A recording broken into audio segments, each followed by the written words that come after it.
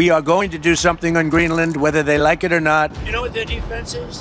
2 dog sleds. We need Greenland for national security. Greenland, Greenland, Greenland, Greenland, Greenland, Greenland. आखिर बर्फ की तह से ढका हुआ ये आइलैंड अचानक दुनिया की अटेंशन का मरकज कैसे बन गया? क्या वजह है कि अमेरिका इतनी शिद्दत से ग्रीनलैंड के पीछे हाथ धोकर पड़ चुका है? इसकी जो असल वजह है वो मिनरल्स, ऑयल या अमेरिकन सिक्योरिटी से कहीं ज्यादा अहम है। इतनी अहम कि वो पूरे दुनिया का निजाम भी बदल सकती है। नाजरीन, ग्रीनलैंड नॉर्थ पोल के करीब दुनिया का सबसे बड़ा आइलैंड है जिसका 80% हिस्सा बर्फ की मोटी लेयर से ढका हुआ है। वैसे तो एरिया के हिसाब से ये सऊदी अरब, मेक्सिको और इंडोनेशिया से भी बड़ा है, लेकिन यहाँ रहने के काबिल इलाका इतना कम है कि पूरे ग्रीनलैंड में महज 57,000 लोग ही रहते हैं, वो भी साहिली पट्टी पर जहाँ बर्फ काफी कम है। टेम्परेचर की बात की जाए तो -30 डिग्री सेल्सियस यहाँ के लिए एक नॉर्मल बात है और नॉर्दर्न हिस्सों में तो -50 भी रोज का मामूल है। गर्मियाँ यहाँ सिर्फ इतनी देर के लिए ही आती हैं जितनी देर के लिए मिडिल ईस्ट में सर्दियाँ आती हैं, खींच खींच के 10 डिग्रीज, वो भी दिन की कड़कती धूप में। जिस ग्रीनलैंड में खून जमाने वाली ठंड हो, वो बर्फ का ढेर आज दुनिया की सुपर पावर्स के दरमियान एक कोल्ड वॉर का मरकज कैसे बन गया है? अमेरिकन प्रेसिडेंट डोनाल्ड ट्रंप तो यहाँ तक कह चुके हैं कि हमें किसी भी सूरत ग्रीनलैंड को अमेरिका का हिस्सा बनाना है, फिर चाहे इसमें मिलिट्री ऑपरेशन का सहारा ही क्यों ना लेना पड़े। सिर्फ एक मर्तबा नहीं, ट्रंप ने बार बार ग्रीनलैंड को पाने की ख्वाहिश की है और ट्रंप की इसी जिद ने जियोपॉलिटिक्स एक्सपर्ट्स को फिक्रमंद कर रखा है। ग्रीनलैंड नॉर्थ अमेरिकन कॉन्टिनेंट का एक हिस्सा जरूर है, लेकिन पॉलिटिकली ये किंगडम ऑफ डेनमार्क के कंट्रोल में आने वाला एक ऑटोनोमस रीजन है। डोनाल्ड ट्रंप की ख्वाहिश है कि ये यूनाइटेड स्टेट्स ऑफ अमेरिका का हिस्सा बन जाए, लेकिन आपको ये बात भी बताता चलूं कि ट्रंप वो पहले शख्स नहीं है जिन्होंने ऐसी ख्वाहिश जाहिर की हो। अमेरिका ने ग्रीनलैंड को हमेशा अपनी नेशनल सिक्योरिटी का एक लाजमी हिस्सा समझा है। 1867 तक अलास्का भी रशिया का हिस्सा होता था और फिर अमेरिका ने उसको महज 2 सेंट्स पर एकड़ के हिसाब से खरीद लिया, क्योंकि अमेरिका शुरू से ही आर्कटिक रीजन में अपनी हुक्मरानी कायम रखना चाहता है। उस वक्त पहली बार ग्रीनलैंड और आइसलैंड को भी खरीदने की कोशिश की गई थी, लेकिन अमेरिकन कांग्रेस ने इस प्लान को मजाक में उड़ा दिया। इसके बाद साल 1910 में यूएस प्रेसिडेंट विलियम होवर्ड थॉफ्ट ने ग्रीनलैंड को हासिल करने की कोशिश की, लेकिन इस बार भी नाकामी मिली। इसके बाद असल मोड़ तब आया जब वर्ल्ड वॉर 2 में जर्मन्स ने डेनमार्क पर कब्जा कर लिया। इस मौके पर अमेरिका ने ग्रीनलैंड की सिक्योरिटी अपने हाथ में ले ली ताकि नाज़ी फोर्सेस वहां अपनी बेसेस ना बना सकें। जंग खत्म होने के बाद 1946 में अमेरिकन प्रेसिडेंट हैरी ट्रूमैन ने डेनमार्क को $100 मिलियन का गोल्ड ऑफर किया और इसके बदले ग्रीनलैंड मांग लिया। डेनमार्क ने उस वक्त भी जमीन बेचने से इनकार किया, पर अमेरिका को इतनी इजाजत दे दी कि वो वहां अपनी मिलिट्री बेसेस बना ले। यूं एक बात तो क्लियर है कि डोनाल्ड ट्रंप का तरीका जरूर गलत है, लेकिन वो पहले यूएस प्रेसिडेंट नहीं जो ग्रीनलैंड को पाने की कोशिश कर रहे हैं। देखा जाए तो ट्रंप के इस सख्त लहजे के पीछे कई वजूहात मालूम होती हैं। वेनेजुएला के प्रेसिडेंट निकोलस मैडुरो की गिरफ्तारी और वहां कब्जा करने के बाद उन्होंने ग्रीनलैंड पर अपना दबाव मजीद बढ़ा दिया है। इसकी एक वजह तो है नेशनल सिक्योरिटी। देखा जाए तो ग्रीनलैंड की आर्कटिक में लोकेशन कुछ ऐसी है कि वो रशिया और अमेरिका के बिल्कुल सेंटर में मौजूद है। मिलिट्री के नजरिए से देखा जाए तो जो कोई ग्रीनलैंड पर होल्ड करेगा, ऑटोमेटिकली उसका कंट्रोल पूरे आर्कटिक रीजन में बेहतर हो जाएगा। पर ग्रीनलैंड में ऑलरेडी अमेरिकन फोर्सेस मौजूद हैं। वहां की बिडुफीक स्पेस बेस में आज भी 10,000 के करीब अमेरिकन सोल्जर्स मौजूद हैं। तो फिर उनको खतरा किस चीज का है? असल में ग्रीनलैंड है तो डेनमार्क के होल्ड में, लेकिन वहां के रहने वाले लोग काफी अरसे से अपना अलग मुल्क चाहते हैं, यानी कि आजादी। और डेनमार्क भी कोई पावरफुल किंगडम नहीं है। वो अपने बजट का आधा हिस्सा ग्रीनलैंड को फंड्स की सूरत में देते हैं, लेकिन उसके बावजूद भी वहां कोई आर्मी नहीं है।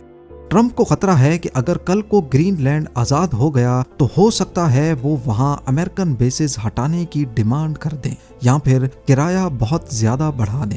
तभी अमेरिका चाहता है कि ग्रीनलैंड का पूरा कंट्रोल उनके हाथ में आ जाए। दूसरी बात यह है कि ग्रीनलैंड की अपनी कोई आर्मी नहीं है। वहाँ डेनिश डिफेंस फोर्सेस हैं जो ट्रंप के ख्याल में काफी कमजोर हैं। ट्रंप ने तंजिया अंदाज में कहा है कि वो ग्रीनलैंड को 2 कुत्तों वाली स्लेड से क्या ही प्रोटेक्ट करेंगे। बेशक ट्रंप की बात किसी हद तक सही हो, लेकिन पूरी दुनिया को उनकी नीयत पर शक है, क्योंकि अमेरिका का पास्ट इंप्रेशन ही कुछ ऐसा रहा है। इन्होंने इराक पर हमला किया वेपन्स ऑफ मास डिस्ट्रक्शन का बहाना बनाकर, पर असल में वहां कुछ नहीं मिला।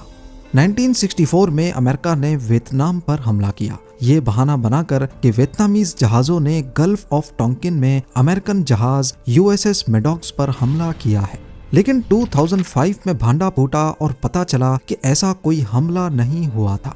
2011 में अमेरिका ने लीबिया को निशाना बनाया। कहा गया कि कर्नल गद्दाफी वहां नस्ल कुशी कर रहे हैं, जबकि बहुत से एक्सपर्ट्स मानते हैं कि असल में कर्नल गद्दाफी गोल्ड दिनार करेंसी बनाकर डॉलर की मोनोपोली खत्म करना चाहते थे। ये सब इस नई करेंसी को रोकने के लिए किया गया। तो तारीख को देखते हुए इस बार भी ऐसा समझा जा रहा है कि ग्रीनलैंड को रशिया से खतरे का बहाना बनाकर अमेरिका वहां कब्जा करके सिर्फ सिक्योरिटी ही नहीं बल्कि बाकी रिसोर्सेज पर भी कब्जा करना चाहता है।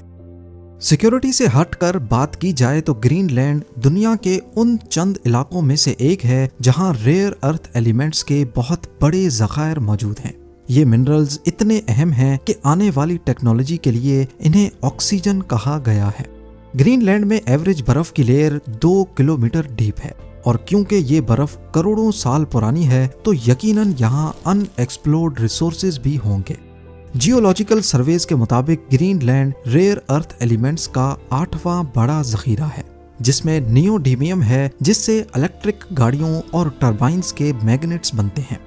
गैलियम है जो AI चिप्स और रेडार सिस्टम्स में काम आता है। यूरेनियम है जो न्यूक्लियर एनर्जी में इस्तेमाल होता है, और सिलिकॉन जो सेमीकंडक्टर्स और सोलर पैनल्स बनाने में फायदेमंद है।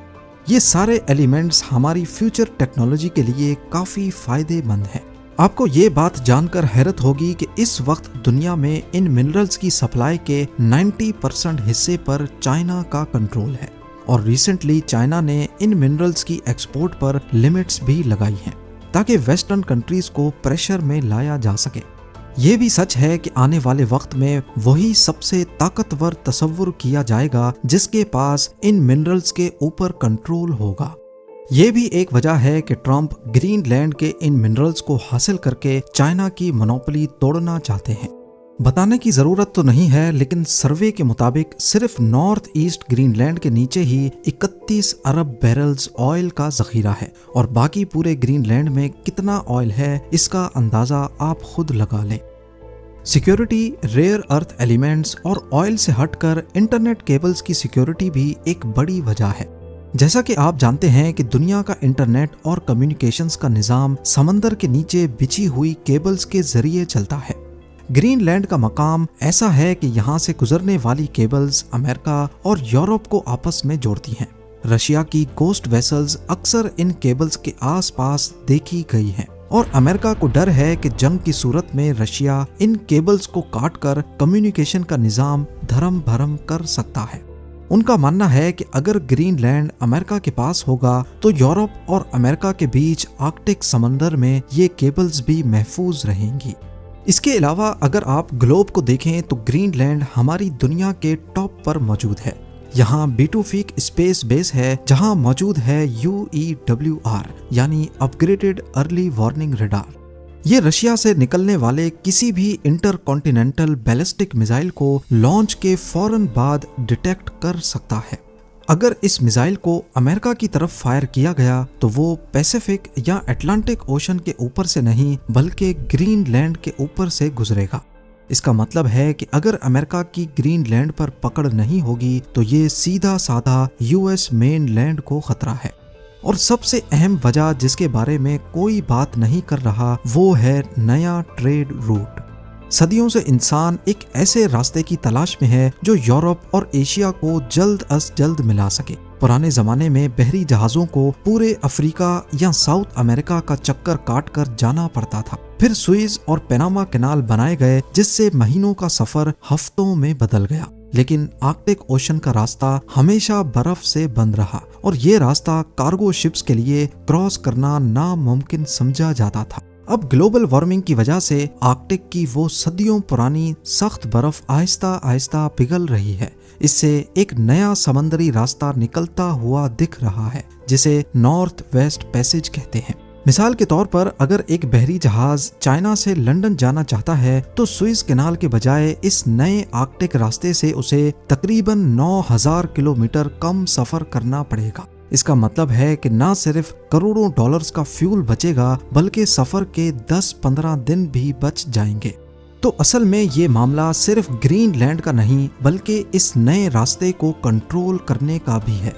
जो मुल्क इस रास्ते को कंट्रोल करेगा वो दुनिया की ग्लोबल ट्रेड का गेट कीपर कहलाएगा। रशिया के पास ऑलरेडी दुनिया का सबसे बड़ा आर्कटिक ओशन का साहिल है और वो अपने रास्ते पर टैक्स लगाना चाहता है। चाइना की बात की जाए तो वो यहाँ पोलर सिल्क रोड बनाना चाहता है। अब अमेरिका को डर है कि अगर वो पीछे रह गया तो दुनिया की ग्लोबल ट्रेड की चाबी रशिया और चाइना के हाथ में चली जाएगी, जो कि अमेरिका का एक डरावना ख्वाब है। देखा जाए तो ग्रीनलैंड इस पूरे नए रास्ते की एंट्रेंस पर बैठा है। अगर अमेरिका ग्रीनलैंड का मालिक बन जाता है तो वो इस नए समंदरी हाईवे के लिए एक टोल प्लाजा का काम करेगा और ये वक्त ज्यादा दूर भी नहीं है। एस्टिमेट्स के मुताबिक आने वाले 10-20 सालों में बर्फ मजीद पिघल जाएगी और shipping industry north west passage का रुख करने लगेगी। पर अगर अमेरिका ने ग्रीनलैंड हासिल कर लिया तो एक्सपर्ट्स का मानना है कि ये मामला ग्लोबल पॉलिटिक्स में एक नई जंग खड़ी कर सकता है। कैसे? डेनमार्क नेटो का मेंबर है। डेनमार्क की प्राइम मिनिस्टर ने साफ साफ कहा है कि अगर अमेरिका ने जबरदस्ती ग्रीनलैंड पर कब्जा करने की कोशिश की तो ये नेटो का खात्मा होगा। नेटो का बुनियादी असूल है कि एक अलाई पर हमला सब पर हमला तस्वुर होगा। अगर अमेरिका अपने ही अलाय डेनमार्क के इलाके पर कब्जा करता है तो नेटो अलाइज आपस में ही लड़ सकते हैं। अगर ट्रंप अपनी जिद में कामयाब हो जाते हैं और ग्रीनलैंड किसी न किसी तरह अमेरिका के कंट्रोल में आ जाता है तो दुनिया पर इसके असरात इंतहाई संगीन होंगे। पहला, अमेरिका दुनिया का वाहिद आर्कटिक सुप्रीम लीडर बन जाएगा। दूसरा, यूरोप और अमेरिका के दरमियान मौजूद सदियों पुराना भरोसा खत्म हो जाएगा। तीसरा, अमेरिका मिनरल्स का बेताज बादशाह बन सकता है, जिससे चाइना को शदीद धचका पहुंचेगा। चौथा, ग्रीनलैंड में माइनिंग वहां के इकोसिस्टम को बदल सकती है, जिसके असरात पूरी दुनिया को भुगतना पड़ सकते हैं। और पांचवा ये कि वहां के मकामी लोग अपनी सदियों पुरानी तहजीब और आज़ादी खो देंगे। आर्कटिक की पिघलती हुई बर्फ जहां नए रास्ते खोल रही है, वहां दुनिया के लिए नए खतरात भी पैदा कर रही है। और अगर ऐसा हो गया तो वर्ल्ड वॉर 1 और 2 के जैसे दुनिया में एक नया माइंडसेट खड़ा हो जाएगा कि जो भी ताकतवर है वो कमजोर पर हमला करके उस पर कब्जा कर ले। ये कहना भी गलत नहीं कि ग्रीनलैंड का जो भी फैसला होगा वो पूरी दुनिया में आने वाले 100 सालों का फैसला होगा। अब ये अमन का फैसला होगा या फिर वर्ल्ड वॉर 3 का, ये तो वक्त ही बताएगा।